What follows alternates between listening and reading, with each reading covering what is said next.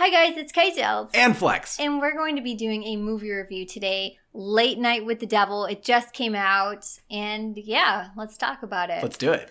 You found out about this movie through the horror subreddit. That's right. Because this is like an indie movie. It's produced by Shudder. It's actually produced by a lot of studios. It's that Family Guy joke, which I don't watch Family Guy, but I've seen the scene where he's like sitting down in the theater and it's like, the production studio name comes up. He's like, oh, this is going to be a classic film. And then it's like, he's like, oh, it's an action movie. Because every production thing has their own little intro movie. And there's 20 of them. Yeah, it came to a point when this movie started, we kept getting so many different studio logos, and they all looked super interesting. Some of them were like animated, hand-drawn. I was like, is this a cartoon? So we started doing like the Family Guy meme as it's happening. It's an animated picture.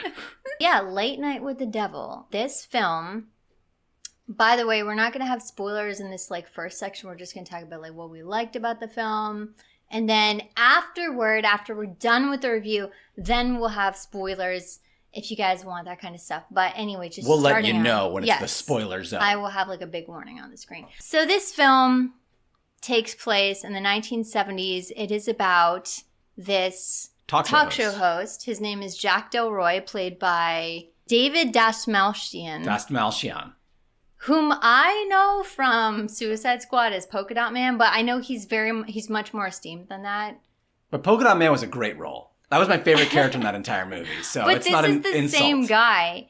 But he is a late night TV talk show host, and his ratings are kind of floundering. He's competing with Johnny Carson. He's obsessed with beating Johnny Carson in the ratings. That's like his raison d'etre.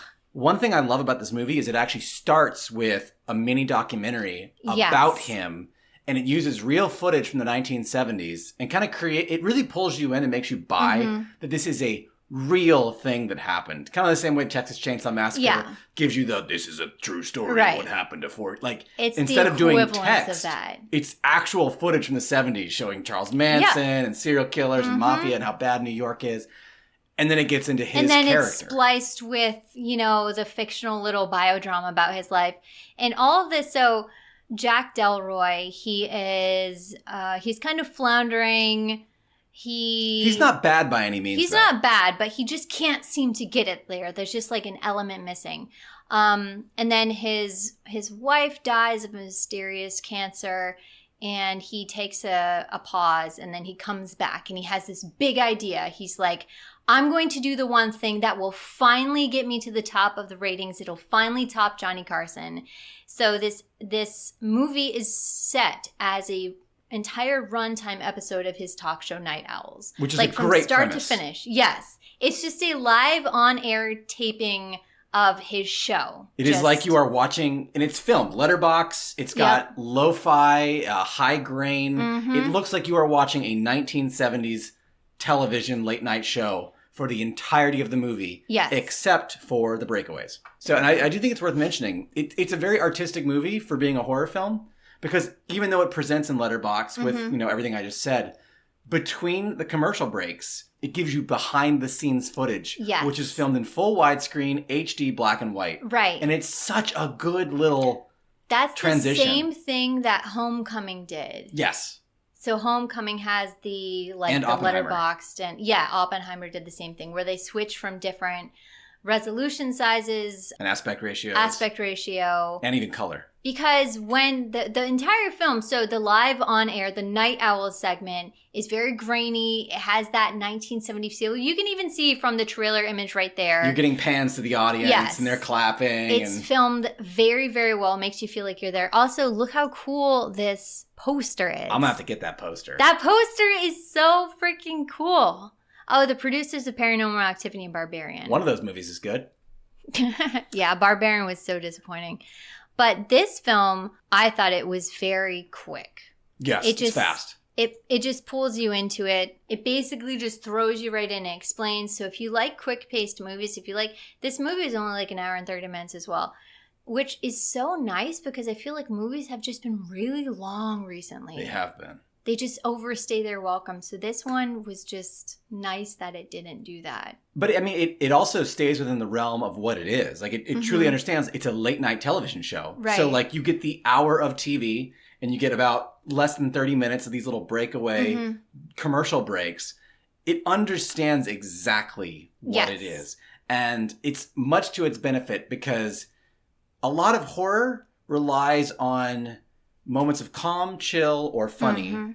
And then it gets into these intense moments where you have to give a jump scare. Right. There's build up and a jump scare. And there was This movie does this none. Yes. There was no cheap jump scare tactic in this, which I like. Because I like horror films, but the jump scares, I do fall for them. This was just a nice... So we haven't really talked about the story at all. Let's talk about the story a little bit. We talked about, okay, late night TV talk show host. He has this show. He's trying to pull this big stunt. It takes place on Halloween night. And he has this idea of, let me get on a skeptic. Let me get on a medium and a paranormal scientist. Who also brings with her a possessed girl. Yes. And let me have the three of them on. And you can tell very quickly with his first guest that things start to go wrong and there's something going on. If you like old classic Hollywood, like Creepywood, I don't know, is that the... Creepywood? Creepywood. I'm not familiar. Can you... Hollyweird stuff. Hollyweird. If you like... Creepywood. Horrorvania. If you like dark Hollywood stuff, the occult, satanic, things like that, deals gone awry, the ongoings behind the scenes. And just good Halloween vibes. Yes. Super good Halloween vibes. If any of this appeals to you, you will like this film. Also, Jack Delroy is part of this. Well, that's a... No, that's in the beginning. I know, but I mean, you're... Okay, fine. Yeah. They don't want you to really think about that Yeah, too much. That's true. Okay, I'll save that for the spoiler-free aspect. But another thing I really liked about this was it was so time period accurate as far as like the costumes and how everyone looked and even all of the actors. So I haven't really seen this cast a lot before. I mean, I don't think I've seen anyone in this cast. No one jumped out at me except for Dasmalchian. I think they're mostly all unknown. Yeah, they were kind of just like unknowns or not mainstream. Which was not bad at all. No. It really lends to the movie because these feel like they're real people as opposed to actors. Right. And the fact that we know who Dasmalchian is, and even like him himself, he's not the most, like he's not Leonardo DiCaprio, right? You know, he's not getting big box office. He's a little bit of a B-tier actor trying to become A-tier. Like he's the perfect cast for this character. Yeah. And he crushes it. I know, he looked so... he just looks so good. Yes. He legit looks like the sideburns, the hair, the wardrobe really stood out to me. I thought there was a thought in my mind when I was watching this. I was like, they raided a thrift shop. They did a really good job Yeah, they did. at sourcing all their costumes. But you can even see here like the equipment that they used for the cameras, the bleachers that they used for the audience. They did such a good job. Hard Rock shoes. You got to get your bet on at the Hard Rock Cafe and Casino. Yeah, so this guy right here is the skeptic. But you can see like the graininess to it. The girl, though, I do want to call out, so good. Yeah. She so was incredibly so creepy. Creepy. Crushed like it. Linda Carter, Exorcist creepy. Linda Carter. Yeah. From Exorcist. The little girl. Isn't Linda Carter the Wonder Woman? Who is the girl from The Exorcist? I don't... know it was Linda Carter. Isn't it like Reagan? Oh, yeah. No, Reagan is her name in the carriage. Yeah, but I don't know who played her. Regardless, I wanted, like, this movie is so good. It's going in my, like, every year on Halloween watch list. The music, the visuals, the pacing, everything about this movie is great. Yes. I wouldn't change a single thing. You wouldn't think like, oh, talk show hope premise exciting. Every single like moment of this film was engaging and riveting. You cannot look away. No. And that's actually if you one look of my away, you'll favorite... miss something. And you did multiple times because in this movie, every scene has hidden things in them. There were faces hidden in mirrors and televisions and backdrops. It's like they were intentionally hiding creepy things. Yeah. I was like, did you see that face? And she's like, no, I didn't see it. And I'm like, oh, there it is again. Yep. It's so good at just keeping you engaged the whole time. And like Keitel said, that is not part of the film. That's not in the movie. That must be a stunt. I love his vibe. Yeah, he's I need awesome. this man in so many more things. Yeah. And I need Polka Dot Man to come back. What? This has nothing to do with the movie. This would be a different movie for sure. I still want to watch it though. I want to watch this movie. And I think that's the big takeaway from this is I Yeah. will watch whatever the next thing this writer-director do. For Because sure. they nailed the assignment. This is my vibe. This is my thing. I love this movie. Yep. So it is rated R. Don't, But honestly, like if you're okay with like Nightmare on Elm Street, yeah, this movie's fine. Even the special effects and the horror elements are the same kind of goodness you get from an 80s or 70s movie. Yeah, it's not compared to like, it's not the super You're not getting Saw 12 gory art. Yeah, you can see right here. So violence, gore, some language, including a sexual reference. You can probably guess what the word is for that. That's all. That's why it's rated R. Let's be real. Even the language, like there was not much because there wasn't that much, but it was just in that one scene. And what it's you on have TV. Yeah. They can't say it. In fact, they even bleep it. Yeah. They get away. The first one goes through, but then they bleep it the second time. They bleep the second one, and you hear some stuff backstage. It's a funny movie too. It's very funny. But because of the situation, it has to be. Like, not everyone is bought in. Just like the audience, you don't know. Yeah. Is this actually happening? The audience doesn't know. Or is this actually happening? The guy who plays Gus. Yeah. He's his co-host. And he is us. Yes. Gus is the audience. Because he is saying everything we are thinking as the audience the entire movie. And just gets dragged along. As the night gets worse, as things continue to get out of control. He is the voice of reason. Always. Yes. His co-host keeps telling him, hey, this isn't a good idea. This isn't a good idea. Can we stop? And it's like the audience begging Jack, hey, listen to him. He knows what he's talking about. He does. So I think that's pretty much it for I would give this film like a 5 out of 5. Here's the thing. We've talked about this. We've gotten so annoyed with the constant critique of films just for the sake of critiquing it. There has to be something wrong. It was too slow. It was too... Yeah, sure, there are films like this, but recently the movies that we've seen and that we'll be talking about were not like that. So yeah, I give it a 5 out of 5. What would you give it? I would give it a 6 out of 6. Holy! Whoa! 'Cause the devil. Holy cow. But yeah, it was so much fun. For me, it's a perfect horror movie. Yeah, I have no complaints. Easily need to make more like enjoyable. This. Because the last horror movie that we saw in theaters was the last one that I saw was Don't Talk to Me. Talk to Me. Talk to Me. Yeah. Yeah, the last one I saw was Thanksgiving. Yeah. Which is awful. You knew that was going to be bad. It was not good. So this was just kind of refreshing. It truly was. Reminded me of like a Twilight Zone episode. Yeah. Just like in the conception of it and the idea and the whole little secret society stuff. So let's go ahead and talk about some of the spoilers of the film. So if you want to see this movie, if you're happy with this review, you can go ahead and click off. I think you can watch it on Shudder. You don't even have to go to the theater. Not right now. Oh, okay. It's out on April 19th. Got it. Yeah. It's only in theaters right now. It's streaming on Shudder. It's April worth 19th. the theater experience. It is. I would say. Yeah. But for sure. Let's talk spoiler. Okay, so yeah, we'll talk spoilers. So they do tell you this in the very beginning that Jack Delroy. It's so quick. It's so quick. Here are the things. They give you like a 5-minute or less little documentary about him. Jack Delroy, talk show host, coming to power, struggling, Johnny Carson. And then they say, critics have said that Jack Delroy's membership with the Grove Club is concerning. Which is a real club. It's based on the Bohemian Grove, which has been around since the 1800s. Yep. Super creepy. Powerful, men only club.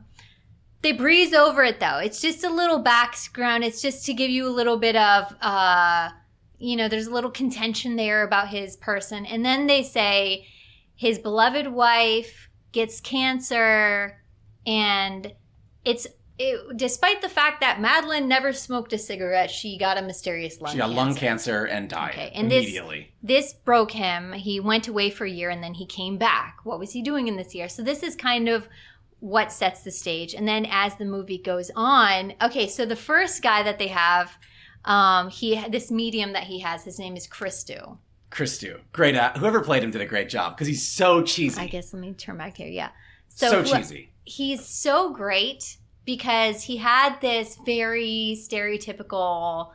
I'm using my mind to read the room. I will find the secrets. A 1970s genie, or the thing in the, the machine where it tell you your fortune, like Qatar or whatever its name was. It's not Qatar. That's a country.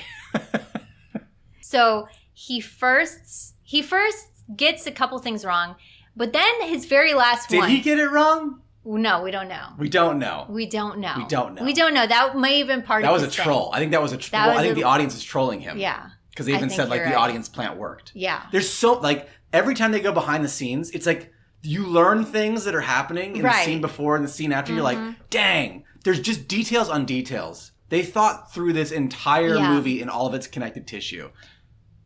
Well, Christu, as he's going away for the break, right before his last prediction, he drops to the ground, and he's like, "I'm getting a call from Minnie. Someone needs to accept this call." And that is when that's the first time the movie S hits the fan. Yes, S hits the fan. It's also the first time you get exposed to the 1970s electricity effect, which this movie makes such good use of. Yeah. I didn't want to spoil it in the main thing, but if you are a fan of 1970s just effects, this movie uses them. It does not use any modern effects. It's got the little blue electricity drawn on the frame. Yeah. Which works so well. Yeah. It makes no sense, but it works in the context of the movie. Yes, because the whole premise is this episode of Night Owls has not been seen before. It's like I guess it's a found footage. It's a found footage movie, but the found footage is a TV show. Which is really, really fun because they have the effects within it, even though it's, never been seen before and whatnot. So Delroy has this medium. He then has a skeptic on, and this guy's such a jerk. He's such a jerk, but he's so good at it because his whole job is he wants to debunk people that he thinks are ripping people off. So fraudsters and the whole, banging on the table kind of things like that. And then his third guest is the paranormal psychologist. And she has a little girl that was saved from a demonic ritual in which this cult was trying to resurrect this demon called Abraxas. Abracadabra. Yeah, which apparently is... Yeah. I don't know if that's Everything true. In this movie was real. You looked up Abraxas? No, that's just true. That's real. We don't know that. Yeah, we do. You want to look it up? I don't want that on my computer. You want that in your search history? Abraxas? All these demons are real. Yeah. They use the groves. That's a way more risky thing to use actual demons. And I think the fact that in the beginning, they were referencing a lot of the satanic cults that's true. In the 70s. Everything in this movie was mostly true, except for the story itself. We were actually on the drive home when we were talking about this. We were like, how did we ever survive the 70s? Truly. Because you had darkest time. Manson, Son of Sam, you had Richard Ramirez, Ed you Kemper. had Dahmer, Kemper, the Mafia, the the Golden State Killer, the Mafia, just Vietnam. Everything. Yeah, New York bad. Was nothing but peep shows, strip clubs, adult films, and, prostitution. It was so horrible in the 1970s. So the worst. Just a crazy And this movie leans into that too. Yeah, in a good way.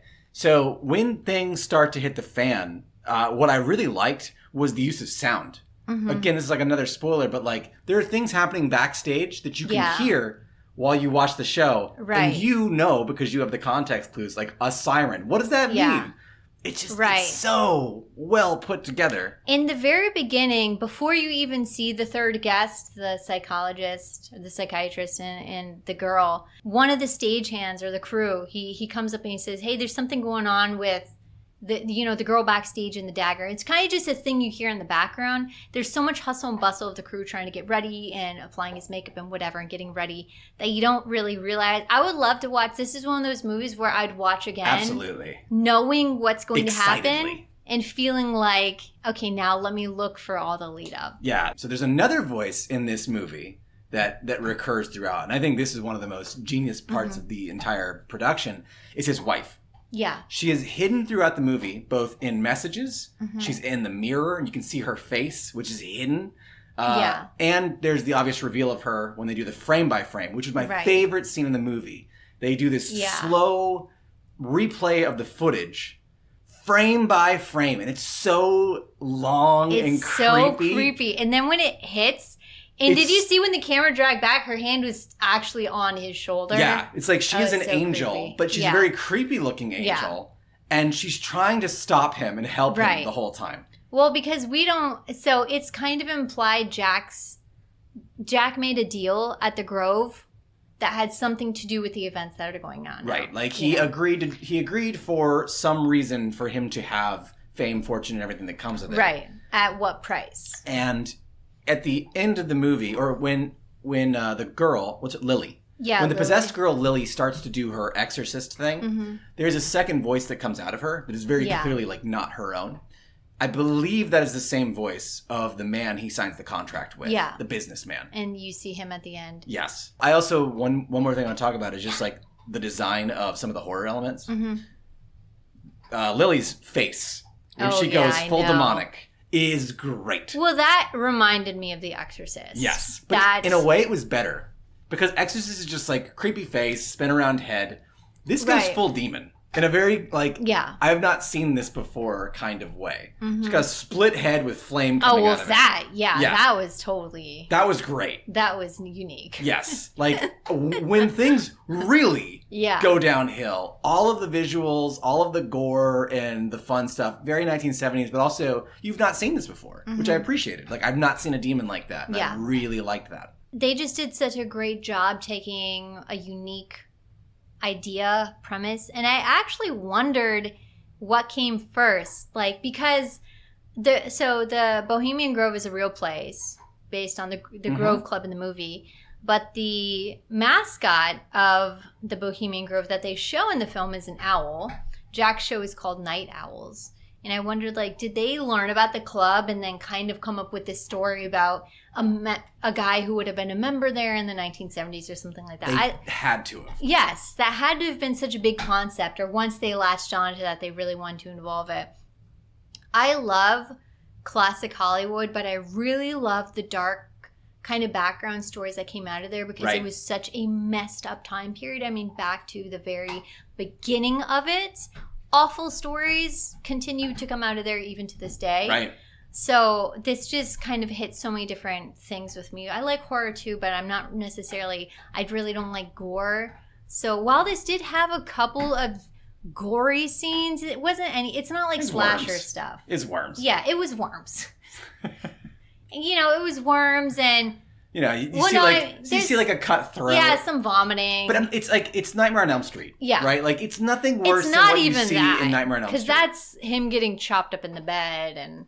That's a lot worse. Yeah, I would say that's still worse. Yeah. But that's a lot worse. This is just very mild. It's creepier. It's creepy. It's creepier and more atmospheric, but without ever sacrificing what makes it creepy. Right. Yeah, so it's not like over the top. I'm glad it was rated R, not PG-13, because you would have lost stuff if they just this doesn't have the vibe of a PG-13 movie either. You know how some, like, Talk to Me had a PG-13 vibe. It did. I don't know. There's just a different vibe with rated R versus PG-13 when it comes to horror, I think, and not just for like the gore element, but just for I think there's like a maturity level that kind of comes with it. Also, I'm not sure if a younger audience would even appreciate this film. This is definitely a movie for people who like movies. Yes, and like history. Right. It's a movie for people like us. Maybe. And it's not scary. So if you're dissuaded by horror and you're okay with creepy. Yes, this is not... Okay, so when I watch a horror movie and he's like away on a business trip, I will legit be afraid to walk around the house. I couldn't watch a horror movie. I could watch this. This isn't that stay with you creepy. This isn't... I can't look in my back. It's like a haunted house. Yeah, it's just like... fun. You experience it and then it's over. It's not a lingering... I can't...